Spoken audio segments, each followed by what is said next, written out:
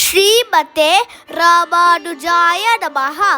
பாசுரம் 9 தூமணி மாடத்து. In this pasuram, Andal wakes up a Gopika who is her maternal cousin, Maman Magal, Thumani Madattu.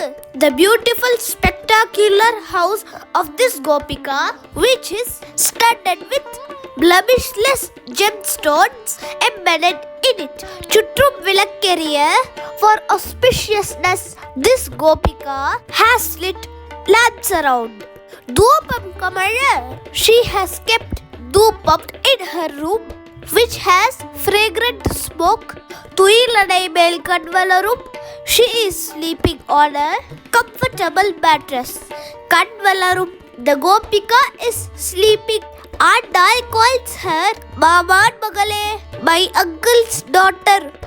Andal desires to have a Gopika as her relative or blood relation.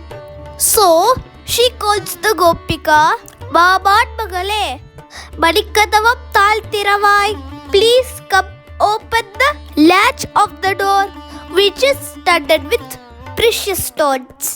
As the Gopika inside is in deep sleep, she did not reply. So Andal asks her mommy, Mamir avalai ezhuppiro? Oh aunt, please wake her up. Why is she not waking up yet? Unmagal than oomayo? Is she unable to speak and reach a widow? Or can't she hear? Adattalo? Is she too tired? Yema perunduyil mandirapattalo? Is she under some magic spell that she is unable to wake up?